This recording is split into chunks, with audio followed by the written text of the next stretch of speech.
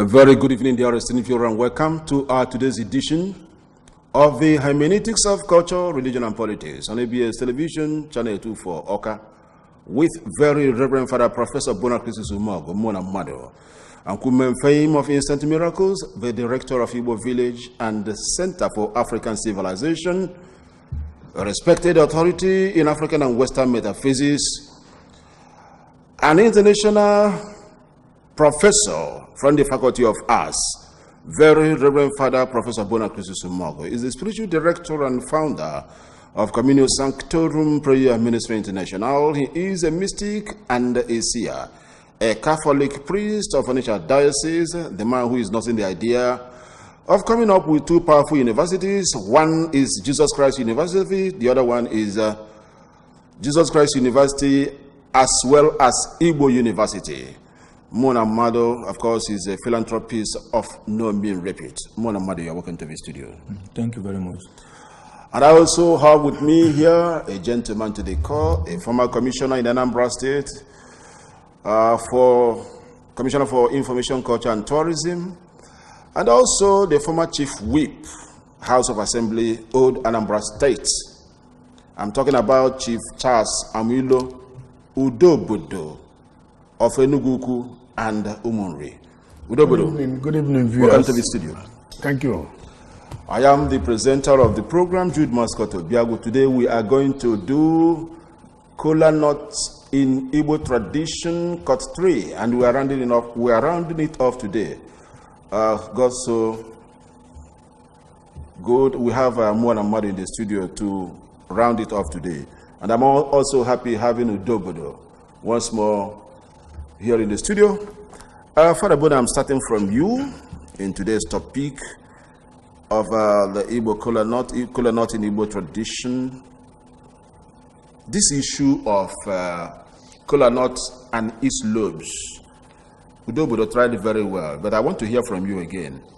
We have lobeless and the lobes 2, 3, 4, 5, 6, 7. One of them is very important. Let's start from the lobeless. Thank you very much. The Igbo man is what I would like to call a homo symbolicus. That is somebody who believes in giving meaning to things, in symbolizing things, in a kind of representative thought production. The French say, le symbole donne à penser. The symbol provides food for thought. The Igbo Kola nut is a multi-vocational symbol. The Igbo people use that for food, for commerce, for rituals and ceremonies, for sacrifice, and also for medicine and other things. Concerning the issue of the lobing and the breaking, I want to go into something most mysterious about that. And I will still make it clear that Ndi Igbo nwe oji nwele Ndi Igbo. That's it. Maka na oji biala abia na Igbo. Na anya na ife anyị na-ekwu maka kola akuminata, kola atrofora, nke bụ nke echere nọ nke bụ ndị Igbo n'onwe ọjị Igbo. Na nke ọzọ kola nitida, kola alba, bụ nke ọzọ kwazi bụ nwanne a na-atakwazi n'ebe ndị ọzọ. Efu na enwere ife ndị ọzọ, kola verticillata, kola verticala, kola gigantea, Kola vera, Orica, mana 25. Ebe anyị chọrọ ka anyị tinye anya ọfụma bụ na nke akpọrọ kola atrofora ma kola akuminata. A ga-emetụkwa aka na kola alba na kola nitida. Mana ebe ife nchọrọ ka nghọta ka ngwa ndị mmadụ bụ na ọjị bịara n'ala Igbo, ndị Igbo wee nwere ọjị. The essential nature and property of the kola nut in Igbo tradition is that it is sacred. It's very important. That's it. For something to be sacred means that you have separated that thing from the profane use. and dedicated it to the sacred. So the Igbo people took kola nut away from the profane use and dedicated that to the sacred. That's why anytime you see the kola nut, there must be prayer. Right. So concerning the issue of the lobbying, I just wanted to go into the, I want to talk about the issue of Oji Ogbi. Oji Ogbi ma Oji Ifi. Ife batalo Oji Adetu Afugwe, ebe ọ n'ọpụtara. Ife ọ na-egosi ebe na ọ chọrọ ka ata anyị. Ya ọ bụrụ ọjị a ga-ata ata ka ọ bụ ọjị mmụọ, ọjị ifilifi, ọjị ogbi, ọjị mmụọ. Ọ chọrọ ka ata anyị ebe ọ na-ebe asọrọ ọjị afọ. Ndị afọ taa anyị mana fa amara onwe fa. Ọ bịawu na onye enyere ọjị afọ wepụtara ya ugboro atọ. Ya ọgba mbụ ọtụọ n'ogwe, gba abụọ ọtụọ n'ogwe, gba atọ ọtụọ n'ogwe. He has to take it back. Ọ ga-ewochi ya azụ. Ụfọdụ oge ọ dị etu afọ, ọ bụ na ote nke mbụ ọ gba etu afọ. A na-eji nwayọọ welie ụzụga na azụ unu ma azụ obi, ma tụnye na ome mmụọ. Ka ndị mmụọ nwee ike were nwelie. O nwere ofu ife dị mkpa nnukwu nchọrọ imetụ aka ka m na-ekwu ife a. The issue of theogenesis and the theology in Igbo tradition. The Loveless kola nut underlines the reality or substance of God, divinity, as indivisible unitas, undivided unity. It's something most mysterious, showing that in the Igbo cosmogenesis, God is first, the spirit is first. In the Igbo cosmogenesis. So there is a kind of theogenesis before cosmogenesis. Where you see cosmogenesis proper is in the two-lobed kola nut. Oji okalanabo. Oji okalanabo. Ina ya n'oji okalanabo. O nwere ife ndị mmadụ na-ene anya na nke afọ. Ine ya anya, ị gara amaghị nwoke na nwaanyị. Achọba. Ọ bụrụ nwoke, ọ bụrụ nwaanyị. Mana ịchọzie ịkọwa ihe ọ bụ. Inebe ya anya ọfụma, inwe ike kpọọ ya nwaanyị. Etu o si kpọgbu ifere ka nke ifile efi nwoke. Mana nwoke ọ bụ, ị gaghị akọwa onwe ya. Nwaanyị ọjọọ kara abụọ, ị gaghị akọwa onwe ya. But it is find that it is clear that at that level, we're talking about cosmogenesis, cosmology, Igbo cosmology. That after God appeared in the Igbo world, the next appearance was made by the world. So God was there before the world, and then from that God, the world came into being. Enunana, heaven and earth. What the nifenine, woke na wine, ndị Igbo, ofo ogu, orika. Mana ojo kalana abo, no the goja na bo kola nitida. Anaha atayata na Igbo. Eji achua jejire mo oturife di iche. Mana oji bokwa abu afo, ogosi na o ife kwuru ife agwụdebe ebonebokolo oge na agara ata ya ata ya ọjị a na-ebido ịta ata na Igbo bụ ifere ka nke gbalịtọ bụ ọjị ikenga ọjị dike there is something about the issue of gender appropriation in kola nut lobbying. I want to bring it into effect right now. Ọjị ikenga niile bụ nwoke. Ya bụ na ebe ọbụla awalụ ọjị ikenga onoga na ifede ga na-akwado ije agha agbakọ wewa ụdị ọjị afọ ndị aka dike na atọ ọjị afọ ọ bịagosiri na aga afọ a ga-eje na ọ ga-aga ọfụma.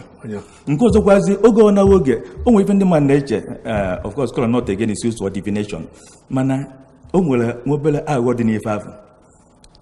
Ma ị na-awa ọjị na-awụ iji agba afa ma na-awa ọjị na-awụ ya n'ọkwa ọjị ọjị ga-ewere ọnọdụ ụdị dị mma nwere ike kpụrụ iru n'ala ma chee aba a ka ga-abịa ife nke afọ lụrụ. Ya bụ na ọ bụrụ iwu na ị ga-akwado maka ịchọ ịgba afa wee wụọ ọjị ịwasị ọjị n'aka gị ị ga-awụ ya n'afere ọ ga-ewere ọnọdụ iwu ka ọ bụ mekwadoro onye kpatara si kpachapụ anya ife a na-ekwu oge eji ọjị n'aka. Mmadụ jide ọjị n'aka gụọ ọjị megidere ndụ atanaghị. Never try that. Kola nut has a nature that can be influenced by thought, vibration, and frequency by word, spoken word, and by even actions, ritual actions. We forget about the Jiro or Jimeniru Atane. Oh, will Jimmy if you got on Niru Atano Jaff? He can influence that Kola not to either save life or destroy life. Another dimension, I want to say, in the issue of what you may call how human being came into the world. Remember I said in theogenesis or theological analysis, God came first, cosmogenesis, cosmology, the world came into being. Then, in the three-lobed Kola knot, we are now talking about Oji Kenga. See, all are males. And I will say that in the strict sense, in stricto sensu, man came into the Igbo world before the woman. But some will point again to the Oji Okalabo and say, you can also point again to Oji Ifili. Mana ekuna nwoke Oji Ifili na nwanye Oji Okalabo cannot be determined. Because you see, in the lining that determines that is so clear. For instance, if you see the Oji Ikenga, you see the lining is just sharp. So clear. Sharp. And the lining did not divide anywhere. So showing that they are all males. Onya bufuroge ana woje na wuye na atatoko oje na ife niile seba jabanya. Onya bataloga awara no joke ana ajusi one ka ogbala. O chori mo no ogbala. Yes. Ko mbala ma oyifa game ma obrifa game. Tata na wo mo jihiri ma ihe na awutoko ni ife ndi ba na atatoje. Nwanya na atakwo mo jike ngara ife ndi ozo niile. Even though Christian religion has destroyed that aspect. Then the area that is very interesting is the area of Oji Ubanomomo. Oji Ubanomomo. Yes. Mo Oji Afianano Obosenano. You see, it's a very important area because you find out that in most ceremonies, we want to present the Kola knot to a visitor or to visitors. Of course, you cannot present just one Kola knot because the man must take something home. Ojilu no the guy no the whole for Jesus also. And in most Igbo ceremonies, either whatever you want to call it, Kola knot must be present either in four.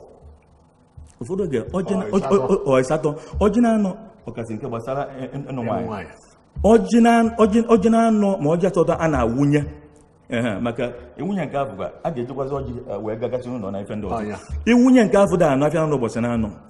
Nke ize ọ na-egosi ụba na ife ga-adị na ife ada akọ na ebe ife na-adị. Na agụụ agara egbu onye nwere eze nwe mbọ. Agụụ agara egbu ya. Anyị kpata ofere oge awelesi asị kedu ebe mbọ aka jere ọjị ejiri ozizu ndị mmadụ. Oforo gani mari kwazi nani tikati oforo ife deka ma oso oje ma angala ma ife ndozo ko nwe ike we gbazuo. Mana I want to establish once and for all that the four-lobed Kola knot is so mysterious that it connects what we may call the market conditions in Igbo life and being.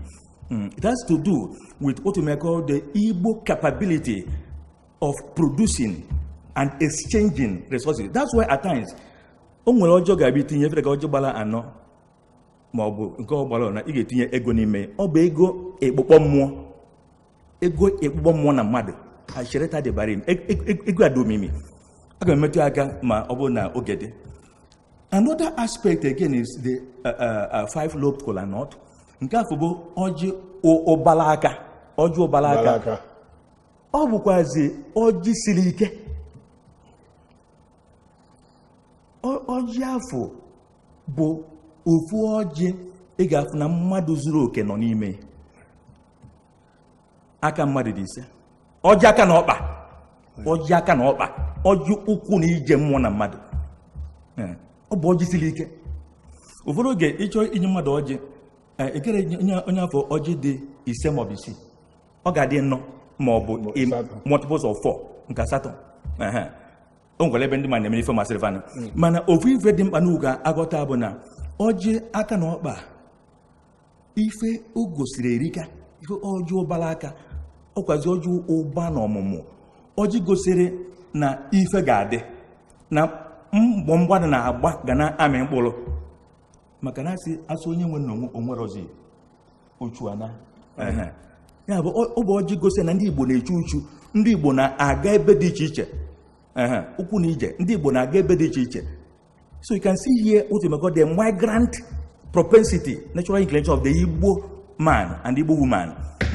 Ya bụ ọjị azili ike is the kola nut that contains the whole human being, Okay. Onya ụfọdụ oge ọ bụ o nwere ife a na-eji ọjị afọ eme, nwere ike ime ka nwaanyị na-ada amụta nwa bido ịmụta nwa mgbe ọjị afọ. Ọjị amiri emi aka ga-abịa na ọzọ. Ọjị gbara isii bụ ọjị ọgbụgba ndụ. Ndị Igbo sị na ọ na-abụ ihe dị n'ogara ọnwụ dakpuo n'ime ala nke nwere ọgara ndụ sie n'elu. Ọ bụ ọjị ọgbụgba ndụ. Ya bụ ụfọdụ oge ịchọ udo, acceptance and unity na Igbo ọ nke a ga-achọ, mana a na-achọ akpachapụ anya maka ọ bụ na onwe oke ịtọ nwaanyị na-atọ ọkwa nso oge ọ bụ ofu nwaanyị tụfuo, nke a bụ nsogbu. Fancha agbazie oke ma na ọjị ike nga apụta obodo na-agbụ ụdụ ga-apụta ebere ndị Igbo. Onye batara ụfọdụ oge ife eji eti ife na ọjị were nye mmadụ ọjị bụ na ọ bụ aka mmụọ. Ọjị bụ ọjị mmụọ na mmadụ aka ga-emetụ ya aka. Ụfọdụ oge a na-ekwu na ọjị egbu nri ndị mmụọ, ndị mmadụ adaghọta ya. O si na ihe nọ n'ime ọjọọ kazi gafụ n'inu inu a na-akpọ theobromin. O si n'okwu Grik a na-akpọ theobroma. Theo bụ God, broma bụ food of the gods. Aka ga-abịa na nke afọ. Ya bụ na ofu ife dị mkpa nnukwu na ọjọọ ọgba ndụ afọ bụ ọjị eji achọ udo, chọọ nnọkọ, chọọ ọganiru. Ọ bụ ọjị na-eme ka ndị mmadụ dị n'udo. O ji agba ụfọdụ oge enwe ọgba aghara n'ebe dị iche iche, achọwa ọjị afọ a ga-eji wee mee ife ka udo dịkwa. Ọ ga-abụ mmadụ si na ya gara dị ndụ ka ududo adị, ebe na ọ gara dị ndụ a ga-atụfu ọ dị eziokwu. Nke ọzọ bụ ọjị gbara asaa, ọjị asa mmụọ na asa mmadụ. Ebe ọ na ebe a were ọjị a ga-ede ogodi ya jegwodu weta ma ọkụkọ ma ewu ma ife ndị ọzọ mmemme maka na ife adịgo mma. You are trying to rush this breaking. Now you see, it goes even up to 16. O nwere ọjị gbara 16. A ka ga-abịa na ndị afọ ndị jana moja ga ebe dị iche iche, mana ka m kwụsị na ọjị gbara asatọ bụ ọjị kpakpando. I can get and careful. Let me stop here. Okay, dear esteemed viewer, you are watching Hermeneutics of Culture, Religion and Politics on ABS Television, Channel 2 for Oka, and with me here in the studio is very Reverend Father Professor Bonacristus Umogo and Chief Charles Milo Udobodo Enugu Kunu Monre. Let's take a message from our sponsor before we continue.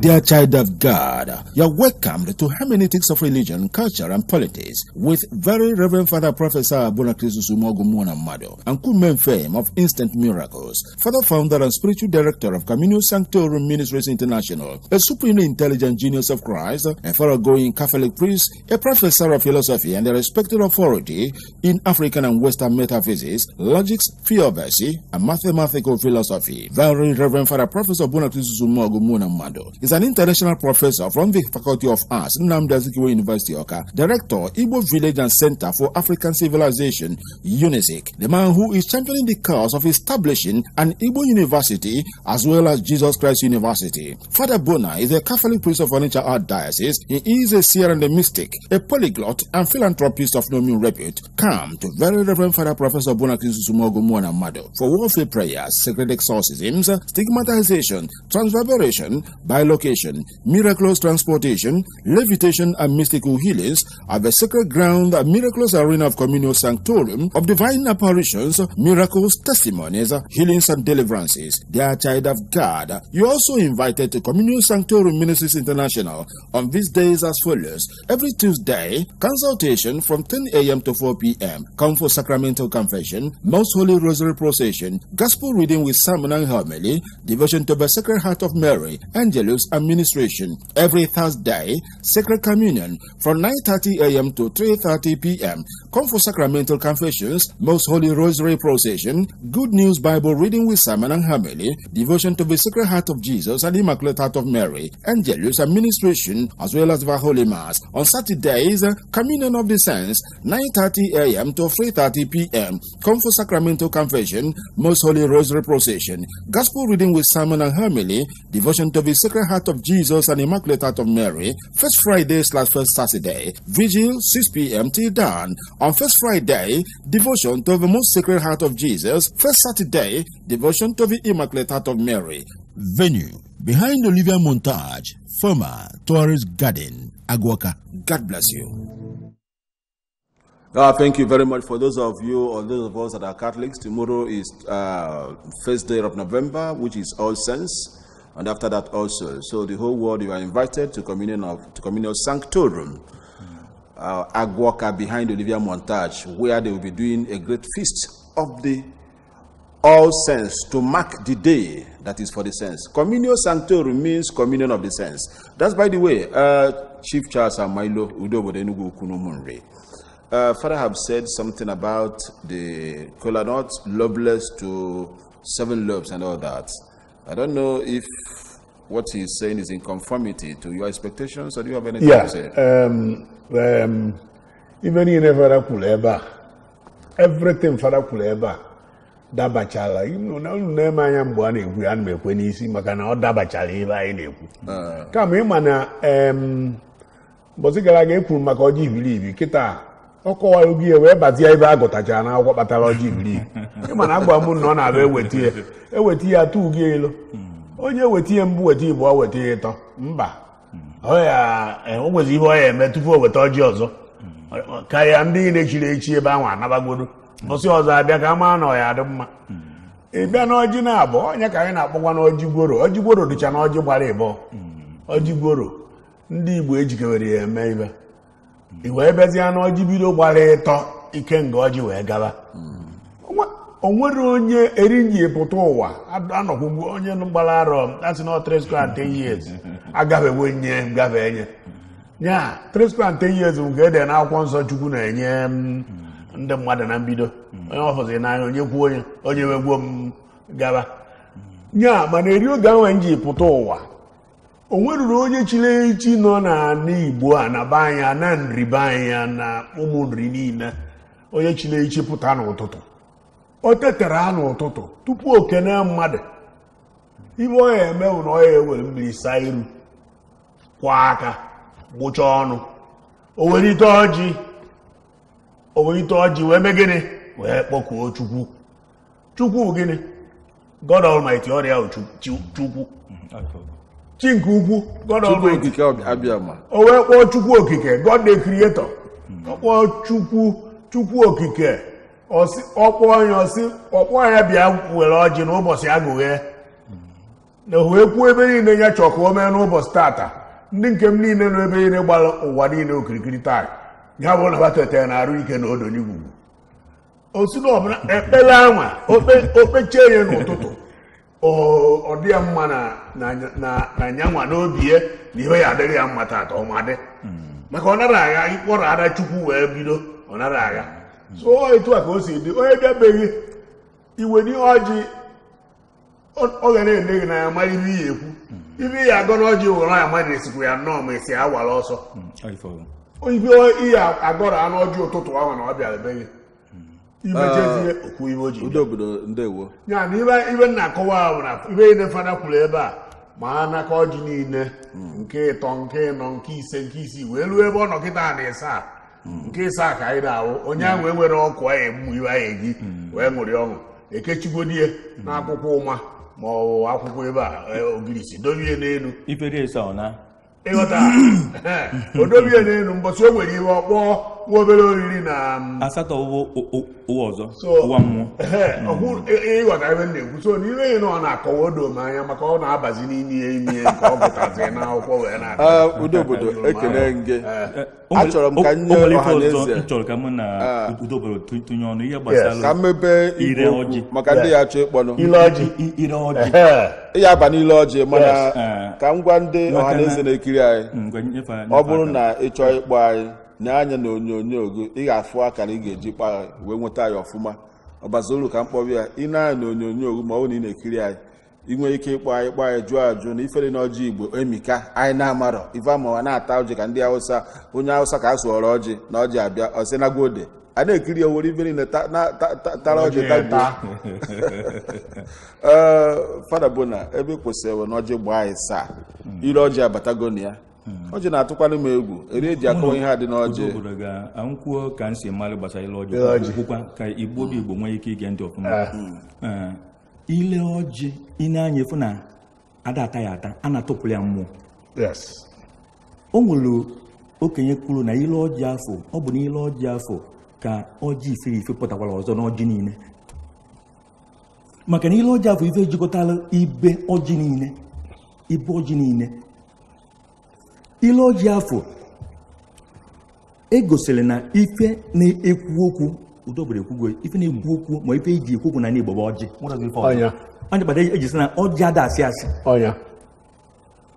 ọjị sịrị a na-asị ose ọjị ga-asị asị mana ibe na Igbo kịta ọjị na-asịzi asị maka na ndị ji ọjị na-asịzi asị ndị ji ọjị na-asị asị ndị ji ọjị amarụkwa ife ọjị bụ ma ife anyị na-ekwu ụfọdụ ndị okenye amara abịa n'ihe gbasara ọjị ikwu okwu na Igbo ọ bụ ile ka ọjị ji ekwu okwu onye kpatara m ji ekwu na oge ọna mmadụ ji ọjị n'ọdịnihu ị ga-ebu ụzọ na-ege ntị ihe ọ na-ekwu.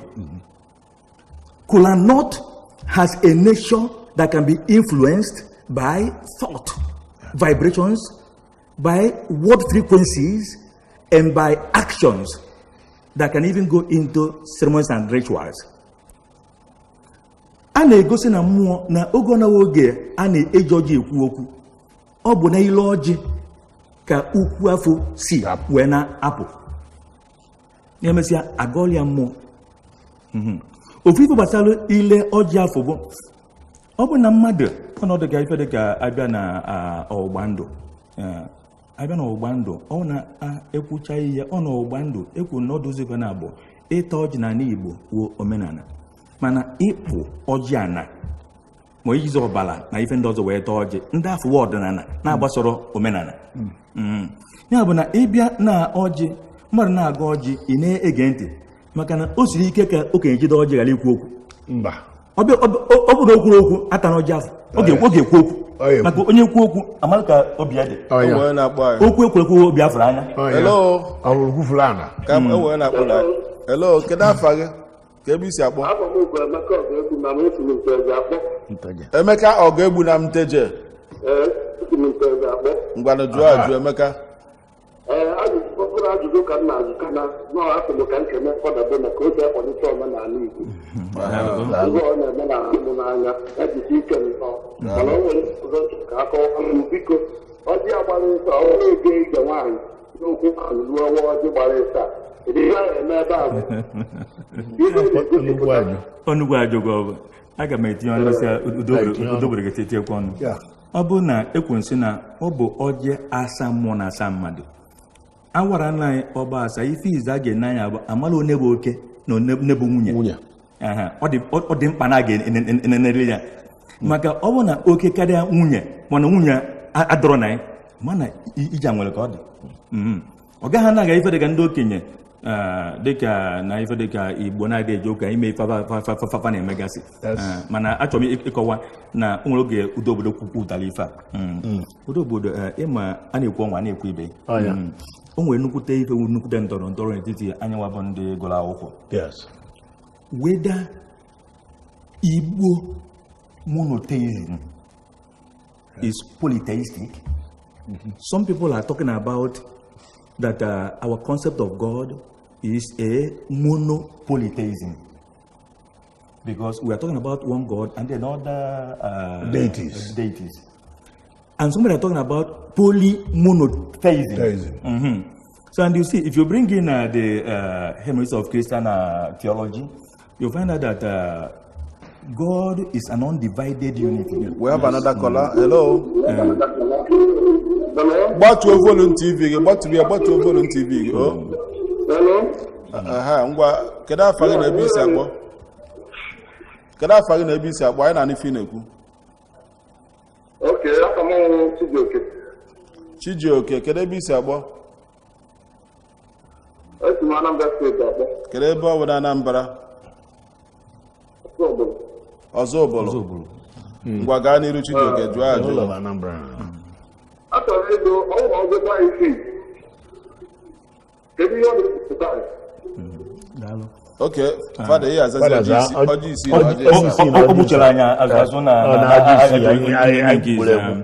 ya bụ ọ bụ na eje ịnụ nwaanyị ọ na-akakwa mma na ọjị gbara asatọ kara na ọ gbara asaa mana ọ bụgodo asatọ a ga-amalite one bụ nwoke na maka na ọ ife onye jiri wee wepụta ọjị ka ọjị na-ekwu iwepụta ọjị kwuo okwu ọjị a ga-eso okwu afọ ikwuru ọnya bụ ife ọnya kpatara ikwụsị okwu ma ewenye ọjị awụnye ma ewere n'ụdị ọzọ ogbudo iru ma chichara aba ma ọ nọrọ nkọ okwu ga na-aga okwu ga na-aga ife gbasara ọjị isii ọjị na-agbalị isii ị na-anya efu na ọjị gbara ịtọ bụ ọjị ikenga itekwazi ite ọzọ ọ bụla isii ya bụ na ọ dị mkpa ka aghọta nwoke nọ n'ime ma nwaanyị nọ n'ime ọ na nwaanyị nọdụ n'ime ịma na ọ dị normal nwere ike ịta anyị mana onye ọsọsọ nwoke nọ n'ime ya bụ ibeni na nwoke ikenga ụzọ na-abụ ọ ife aka na-akpọ agali na-abụ agali na-abụ ọgbachi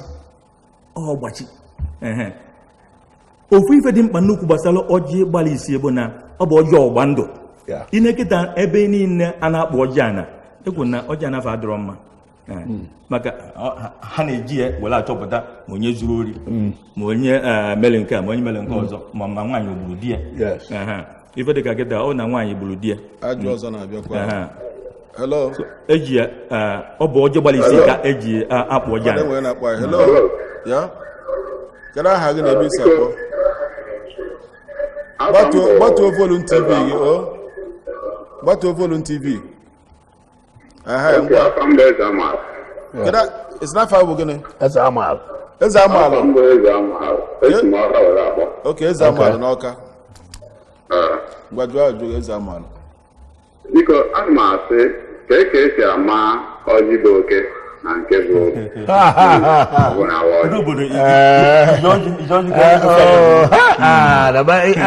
na mejiri ọjị bịa ka wee gosi ihe ọjị gbara oke na ọjị nwunye ọ na ịwara ọjị iweta ọjị ọhụrụ na awa anya ine anya n'etiti nya ọjị anwa ine anya n'etiti ịwa anya ọgba ịtọ iwere ofu ine anya n'etiti ya ọ bụrụ n'etiti ekwuru ekeresi etu a ogologo gba ma ọ bụrụ nwoke ọ bụrụ na ọ gakọta chisọọkpa nwaanyị na-enebi eto atabido nwaanyị ọjị na-ese ihe agụtacha ma nwoke na nwaanyị na ya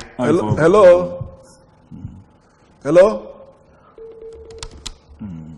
so onye na-achọghị mma nwoke na nwaanyị dị n'ọjị azago nke gị ọjị gbaa isii gbaa asaa azasigo ọnọdụ ka anyị azasigo ka anyị nwee ike maka ibe ọzọ dị na ịmaga ibe ọjị gbara isi ji adị ebe eji enene ọ bụrụ oke nwaanyị ya ọ bụrụ akwa na-abụ ite na-abụ esiri n'ọkụ ọ bụrụ owu akwazi maka na akwa osi ite na-abụ ọgbara atọ ọ gbara nwoke isii ọ bụrụ akwa na-abụ ite na-abụ esiri n'ọkụ ana m anụ mgbe akwa na-atọ mana ịmago na onwe ka ọ dị ma a na-eme ibe a chọrọ a na-akpọku chukwu ofu chukwu bịa gbadata ka ime ịwazi ọjị ọgba ofu mgbe akwa sie nri osi ajọ nri mgbe akwa na-abụ sie nri osi ajọ nri mana mgbe akwa na-atọ ite esiri osiri na mmadụ osiri na mmụọ ọnya enwere ihe ọzọ ihe nkọwa ọzọ maka ọjị agbagidoro gbaa na 16 ebe a jidere na esa ikwugo asatọ na asatọ bụ ezigbo ọjị ka ọ bụ dịka ejewe ịnụ nwaanyị na ọjị gbaa asatọ na ọ dị mma ọkwa na fancha niile mana o siri ike fancha niile gbakwa oke a ga-ama ife melie o nwere ofu ife dị mkpa nnukwu na ọjị dị maka na ndị mmadụ na ọjị bụ nni ọ bụ nni ọ ga-abụ ya bụ ị na-ata ya na-eri nri anyị na-agwa ndị Igbo ha taa akwa ọjị mana ihe ma achọ bụ iwere ọjị gati ya na ụzọ ọzọ ti ya na ụzọ onye kpata nji jụrụ ajọ afọ njọrọgọ ndị na-ejizi ọjị agọ arụsị ndị na-eji ọjị enye nsi egbu ndị mmadụ ndị na-esuru ọjị n'ọbara wee na-ata dị ife dị ife afọ ife ndị a enwere isi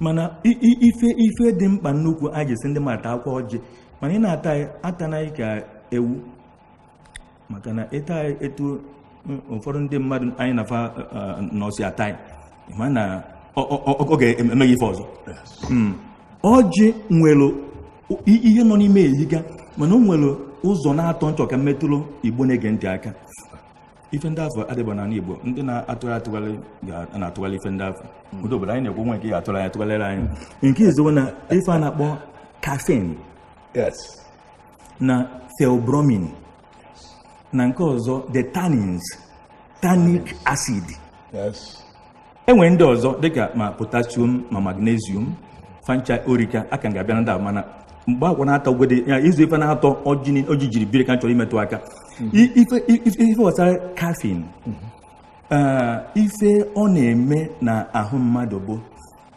ọ na-eme ka mmadụ teta ụla iteta ụla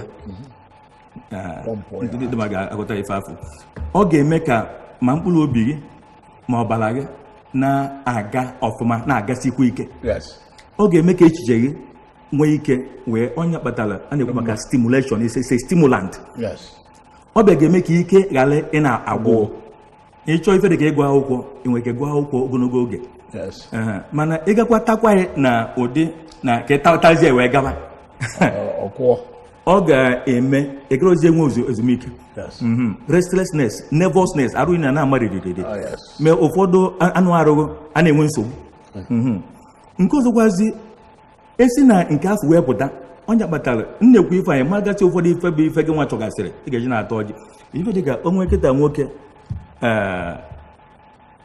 arụ ada alụ ọrụ ọfụma ọjị ga-enyekwazi aka onye kpatara njikwa nwere ọjị nkwuru gbasara ọmụmụ ọwụkwazi nwoke enwero ike nke mmụọ ike nke mkpụrụ obi ekwaziri ọjị ebe ọzọ bụ ebe m chọrọ imetụ aka gbasara kafe n'afọ bụ enwere ife dịka kịta onye na-enwe ife na-akpọ low BP ọta ya ozugbo ya bụ nwere onwe ndị a na-ejebe aṅụ ọgwụ mee ife ọzọ taa ọjị ozugbo enwe low BP taa ọjị ozugbo nke afọ adị mma mana nke ọzọkwazi o nwere ka esi wee taa otozi high BP ọnya bụ nsogbu ọ na-eme ka ọbara dị na arụ mmadụ na-aga ọfụma irie nri aba n'ebe ndị tosiri ịba inye gị nsogbu fada ka m jụọ ya onye nwere low BP taa ọjị nwere onwe ya kedu ka ọ esi taa ofu ka ọ ya ata ka ọ ebua ka ofu ibe ọjị anyị ka ga-abịa na nke afọ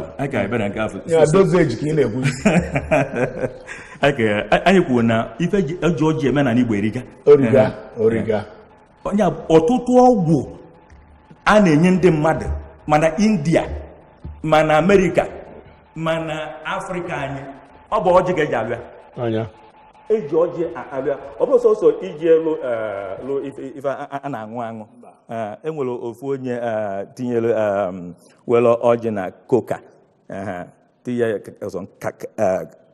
carbonated waters tinye o nwere ife o wepụtara akaụntantị ya si na ife akwụkwọ na Coca-Cola oge afọ na-aṅụ mana kịta fewubugo ọjị maka ụfọdụ ife ndị anyị na-ekwu na ife fajalụ ife afọ enwere ike itinye na ife a na-aṅụ enwekwazị ike itinye ọjị akwọrọ akwọ tinye na ebere ka porridge nye ya na-eri eri wee nwee ike nwetasị ụfọdụ ife a ọ bụrụ sọsọ ịta ya ata a na-akwọ ya akwọ na-etinye na nri a na-eri na-etekwa n'ife ọṅụṅụ a na-aṅụgasị ndị a na-enyegasị energy na ife ndị ọzọ nke ọzọkwazi bụ nke mkpọrọ theobromine nke afọ bụ a vasodilator ife ọ na-alụkarị maka na ime na that theobromine ị ga-afụ ọiba ka m kwuru gbasara theobroma theo is from the Greek word God. Broma bụ food ya ị na-anụ na ọ ji egbu nri nke ndị mmụọ theobroma this theobromine bụ ife kpatara ọjị ji enukarị inu dị n'ọjị nke ọzọkwazi o nwere ife ọzọ dị na data theobromine ya bụ ọ bụ na ịta anyị ụfọdụ akwara dịgasị n'arụ ọbara sigasị aga na ife ndị ọzọ nwa ebe ọ kpachiri akpachi ọkpaghe ọnya kpatara ụfọdụ oge o nwere ụdị ọnya ụmụ ọnya ada ana Father, when I buy hello.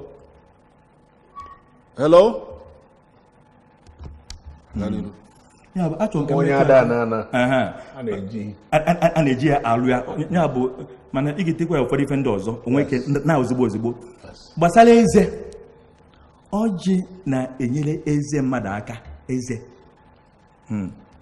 abịa na nke afọ ebe m chọrọ imetụ aka bụ ife mkpọ the tannins tannic acid polyphenols nke na-akọla eze bụ nke bụ Kola nitida Kola alba nke afọ ụfọdụ ndị atọtasị ezefa niile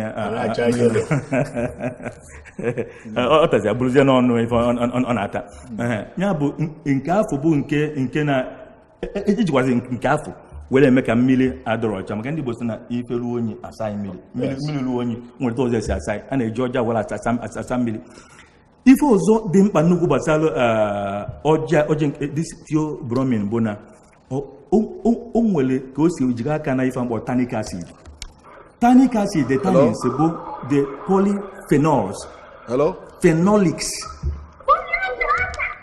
maka na-eme ife ahụ ịbịa n'ebe afọ ịfụ na ọjị na nwere ife na-akpọ antioxidants onya polyphenols onya phenolics nyawo tannic acids the tannins ife ndị a na-enye aka ịgwọ prostrate na-agwọ infection onwe ife nọ na-arụ chọrọ maka na nsogbu bụ nsogbu mmadụ nsogbu mmadụ oyidi ife nsogbu afọ nsogbu afọ mana a ga-akpachapụ anya maka ndị a na-ekwu ọnwa na-ekwu ibe ọjị na-eme ife ndị a niile mana a ga-akpachapụ anya maka na ọ bụrụ na ife afọ rie nne na afọ obodo nsogbu afọ ma ulcer ma stomach acid gbatuo volume TV gị gbatuo volume TV ka anyị n'ife na-ekwu ọfụma gbatuo volume TV gbatuo volume TV gị kedu afa gị na ebe isi akpọ kedu afa gị na ebe isi akpọ kedu afa gị na ebe isi akpọ Father, go ahead.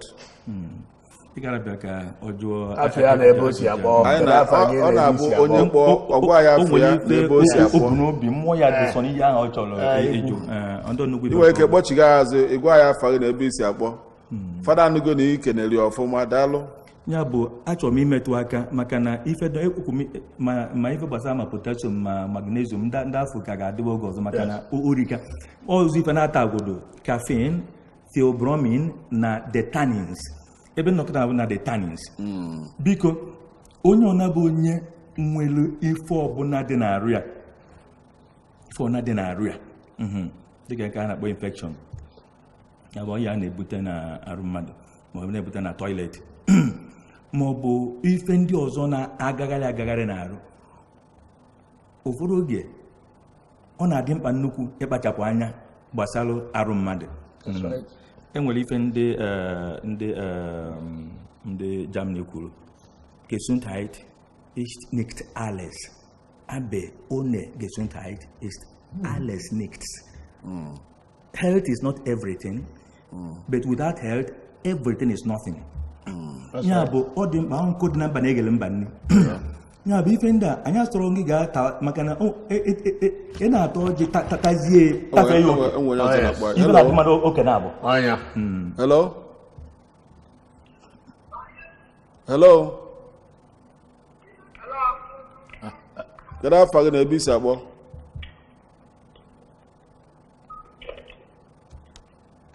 Go ahead, Father. Ya ka nkweka udo obodo nwere ike titi igwe ọnụ. Akwụkwọ service ka a na-enwe problem Ebe m chọrọ ka anyị jee ịma na ife a ga-ajụ erika ofu ka aka na ọ ga-agwụgo ị na-anya fụ na ọ fọrọ sọsọ nkeji 6 anya pụọ. Yes. So ife gbasalụ na oshi jego ọjị ama amịzi ogbo nwaanyị nọ na nsọ jee nnukwu ọjị dịka isi kọwa udo ọjị aha na ama m enwe ka fada bona ya esi ụfọdụ dị ọkpara na ụfọdụ dị ọkpara na niile kwuru ya dị time. Achọrọ m imetụ aka ebe akwụkwọ ebe ndị ọzọ ihe gbasara akwụkwọ ọjị nwefe akwụkwọ ọjị na-alụ ụfọdụ oge ọ bụ na ha ndị Igbo chọọ ịsa nwaanyị ahụ iji ma onye agburu di ya ọnwụọ mmiri ozu di ya a na-etinye akwụkwọ ọjị na ife afọ achụkwazi ịgba ndụ akwụkwọ ọjị na-adị na ya. Ọjị nwere ụdị azụgo nya n'oyibo n'ọtụtụ oge azụ ya na Igbo ọjị nwere ụdị ọ dị mere na ọ na-anụ ihe ọ na-ekwu okwu mere na ihe ọ naghị ihe imere gbasara ya echiche ichere okwu ikwuru omume imegasịrị gbasara ya o nwere ka o si aba n'ọjị afọ ọjị mmadụ agara ka ọnwụ ya ka ji wee jụọ aka ọzọ baa n'ọjị ọ kwụsị ime ihe ka na-abịa ọ bụrụ sọ n'ọjị ọnọdụ ga-agịda inwe ike dobe ego asị na ego nke a bụ ego ọbara si na ego nke a bụ ego onye aka dị ọcha ofu ego dị ife afọ mana nke a bụ ego ọbara idobe ego ọbara afọ o nwere ike ife ga na-abịazi n'ebe ego ọbara afọ nọ abụrụ ọnwụ ike na nsogbu dị iche iche enwe ego jụrụ oyi onye kpatara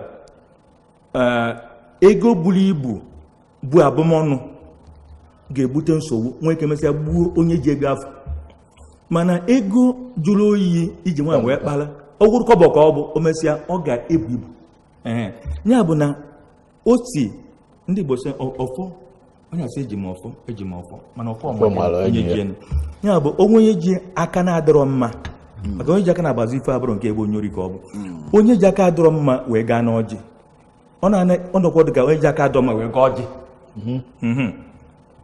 ekwuru na mmadụ na-aga ọjị onwe ife ga ọjị afọ mee ịghọtara atana ma si anya gwa ife ada oji mee ife afọ ya bụ na aka mmadụ ji je n'ọjị malịa mmadụ jiri aka uri jee n'ọjị ọ gara eme ka ọjị afọ kwụsị ime mana o nwere ka ọjị afọ ga-esi gosi na ife afọ abịara mee na ọ dọrọ arụ mma enwere ka ọ na-ebu ibu obido ịgba kelekele mana ọ na nwaanyị nọ na nsọ o nwere akụkọ nkọrọ gbasara ka ọjị si bịa n'ala Igbo nkọrọ ụzọ akọ na anọ akọrọ ya ọfụma chọọ michi azụ n'ime mana o nwere ife merenụ oge ndị be nwaanyị afọ ha ndị mmụọ bịara achọrọ ka mmeta aka gbasara ifere gbasara nsọ nwaanyị na ọjị.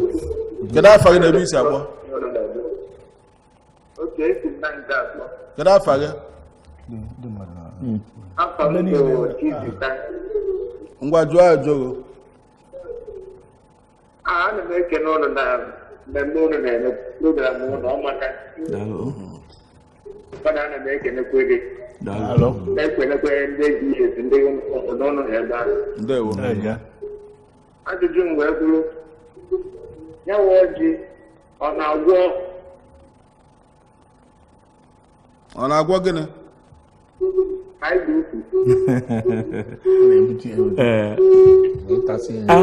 Aga m emetụ aka na nke afọ ọfụma.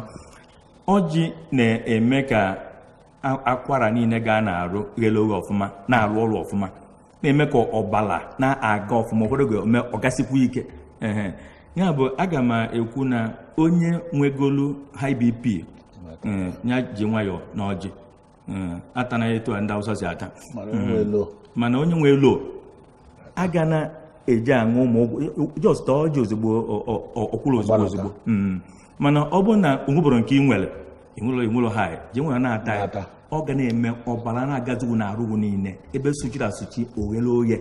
Hello. Hello. Hello. Kusieke. Karafaga. All line. The line the bad. Father, tomorrow is all sense because time is no more on our side. Okay. Yes. We have just a minute to go. What do you have to say about all sense? Just in few seconds. The issue of COMMUNIO SANCTORUM is a kind of celebration. The church celebrates the saints triumphant. That is those who already are in heaven. The suffering saints in purgatory, and also the militant saints. Is a day of the saints. The word of God said, gather the saints to me who have made sacrifice with me. Now, anytime you are talking about that, we are talking about the saints who have no label. In other words, it's not just for, if you like, particular. See, it's for all the saints, all the saints. It's not for one saint, or two of them, or three of them, or four of them. It's for all the saints. Okay. And you have a trilogic meaning, theological meaning. One, the saints triumphant, the suffering saints, and the militant saints. See, those who are in heaven, Father, you are blessing because our time is up. Our time is up. That is ourselves. Just your blessing. So it's our feast. Bless the viewer there and ABS. Then we can go. O Chineke nna jike niile, ana m ayọ gbasara ngozi gị ka nke ga-abịa echi n'isi ndị Igbo niile, n'isi ụwa niile, ka I were amala nke ndị nsọ niile na-abụrụ sọsọ ofu onye dị asọ, ndị nsọ niile were amala pancha na-echo anyị mma n'ime ndị nsọ.